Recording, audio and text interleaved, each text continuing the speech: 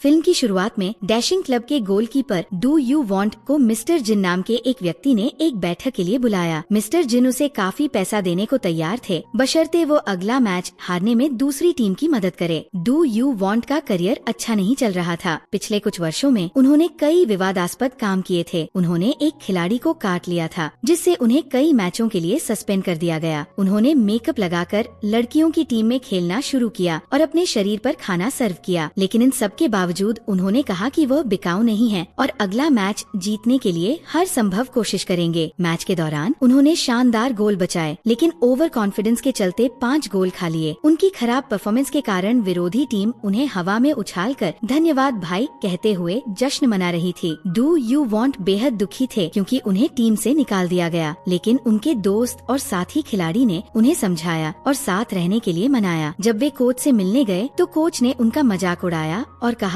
तुम्हारी जगह अब एक कुत्ता लेगा, वो तुमसे बेहतर खेलता है। ये सुनकर उनके दोस्त शान जॉन नाराज हो गए और बोले, अगर मेरे दोस्त को टीम में वापस नहीं लिया गया तो मैं भी टीम छोड़ दूंगा। वापसी में सड़क पार करते समय एक आदमी उनकी गाड़ी से टकराने का नाटक करता है। गुस्से में उन्होंने उसे पकड़ लिया और पहले गाड़ी पर 3 से 4 बार मारा और फिर अपनी गाड़ी की विंडशील्ड उसकी शर्ट से साफ करने लगे। इस दौरान एक लड़की शाजू जो वहाँ से गुजर रही थी उन्हें रोकने आई और उनका विरोध करने लगी। इसके बाद पुलिस ने डू यू और उनके दोस्त को गिरफ्तार कर लिया। मिस्टर जिन ने उनकी जमानत कराई और बताया कि वह फुटबॉल कोच नहीं है और वह पहली बैठक केवल उनकी आत्मसम्मान की परीक्षा थी। डू यू के दादाजी के निधन के बाद उनकी काफी संपत्ति डू यू को मिलनी थी, लेकिन एक शर्त के साथ, उन्हें एक महीने में 1180 करोड़ रुपए खर्च करने थे, तभी उन्हें 35,390 करोड़ रुपए की पूरी संपत्ति मिलेगी। लेकिन इस चैलेंज के कई नियम थे। 1. पैसा गैर कानूनी तरीकों से खर्च नहीं हो सकता। 2. महीने के अंत में उनके पास कुछ भी खरीदी हुई संपत्ति नहीं बचनी चाहिए। 3. वह पैसे को दान या गिफ्ट में नहीं दे सकते। 4. केवल 100 लोगों को काम पर रख सकते हैं। 5. महंगी चीजें बर्बाद नहीं कर सकते। 6. मार्केट वैल्यू से ज्यादा कीमत पर कुछ नहीं खरीद सकते। 7. और सबसे अहम, वह इस गेम के बारे में किसी को नहीं बता सकते। डू यू ने इस चुनौती को स्वीकार किया और तुरंत पैसे उड़ाने की योजना बनाई। उन्होंने अपने फुटबॉल टीम को किराए पर लिया और स्टेडियम की मरम्मत करवाई। उन्होंने एक लग्जरी होटल को एक महीने के लिए किराए पर लिया और अपने दोस्तों के साथ वहाँ शिफ्ट हो गए। उन्होंने महंगी गाड़ियाँ और फर्नीचर किराए पर लिए और हर जगह पैसे उड़ाने लगे। शाजू ने उन्हें समझाने की कोशिश की कि वह ऐसे पैसे बर्बाद न करें। इस बीच शाजू का बॉयफ्रेंड जानेलू वहाँ पहुँचा और पैसे के पीछे न भागने पर एक लंबा लेक्चर देने लगा। ये सुनकर डू यू ने अपनी तिजोरी से ढेर सारा पैसा निकाला और कहा, ये लो पैसा, ये शिक्षक की नौकरी छोड़ दो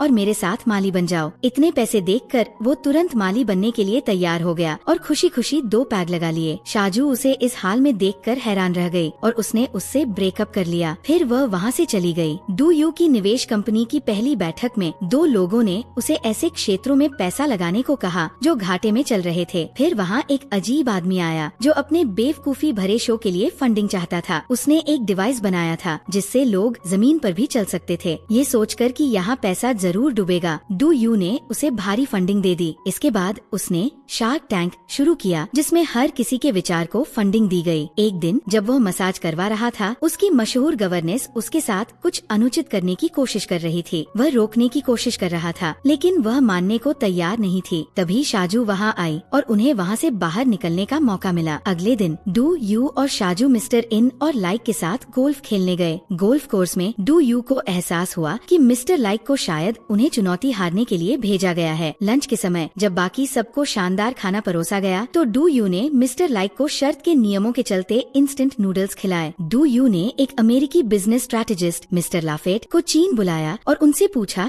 कि कौन सा ऐसा बिजनेस है जिसमें सारा पैसा डूब जाएगा। लेकिन बिजनेस कोच ने गुस्से में कहा कि वह केवल सफलता की ट्रेनिंग देते हैं, असफलता की नहीं, और बिना खाना खाए वहाँ से चले गए। डू यू पैसे खर्च करने का कोई भी मौका नहीं छोड़ता था। उसने महंगे हेयर कट, लग्जरी गाड़ियाँ, फर्नीचर और कपड़ों पर खूब पैसा उड़ाया। एक मीटिंग में उसे पता चला कि जिन कंपनियों में उसने निवेश किया था उनके शेयरों की कीमतें आसमान छू रही थी और उसकी निवेश कंपनी काफी पैसा कमा रही थी। ये सुनकर उसका मूड खराब हो गया। शाजू अपने घर पर अकेली बैठी अपना जन्मदिन मना रही थी। तभी लू वहाँ आया और उसे फूलों का गुलदस्ता दिया। शाजू को लगा कि वह उसके जन्मदिन पर आया है, लेकिन असल में वह अपनी किसी योजना के लिए फंडिंग की सिफारिश लेने आया था। गुस्से में शाजू ने केक उसके चेहरे पर फेंक दिया। डू डू यू ने शाजू के लिए होटल में एक प्राइवेट कंसर्ट का आयोजन किया, जिसमें उसका पसंदीदा गायक परफॉर्म कर रहा था। उन्होंने साथ में खूब आनंद लिया। इसके बाद उन्होंने रात में डिनर किया, फुटबॉल खेला और नदी किनारे रोमांटिक वॉक पर गए। अगले दिन जब डू यू ने देखा कि उसकी टीम प्रैक्टिस करने के बजाय पार्टी कर रही है, तो उसने पूछा कि ऐसा क्यों हो रहा है। जवाब मिला कि उनकी निवेश कंपनी ने 10 बिलियन युआन का मुनाफा कमा लिया है। गुस्से में डू यू ने एक खिलाड़ी को मुक्का मारा और ब्रिज से कूदने चला गया। डू यू को एक आइडिया आया और उसने पूरे मीडिया को बुलाकर घोषणा की कि वह मोटे लोगों के लिए एक इंश्योरेंस स्कीम शुरू कर रहा है। इसमें कोई भी व्यक्ति मात्र 1 युआन देकर रजिस्टर कर सकता है और 1 ग्राम वजन कम करने पर कंपनी उसे 1 युआन देगी। इस स्कीम के चलते लोग वजन कम करने लगे, लिफ्ट छोड़कर सीढ़ियों का इस्तेमाल करने लगे। फुटबॉल मैच के दिन हैंड टाई क्लब के कप्तान ने उसे फोन किया और कहा कि उनकी टीम का स्कोर डबल डिजिट तक जाएगा। डू यू की टीम ने हेलीकॉप्टर से शानदार एंट्री की। मैच के दौरान डू यू ने हर हाल में हारने से इनकार कर दिया। उनकी मेहनत और जुनून को देखकर विरोधी टीम के समर्थक भी उनकी हौसला अफजाई करने लगे। सब्स्टिट्यूट के बाद कोच खुद मैदान पर खेलने आए, लेकिन वे फिसलकर गिर गए और उनकी कमर में चोट लग गई। किसी तरह दासवान ने दूसरी टीम को एक और गोल करने से रोक लिया। मैच के बाद दर्शकों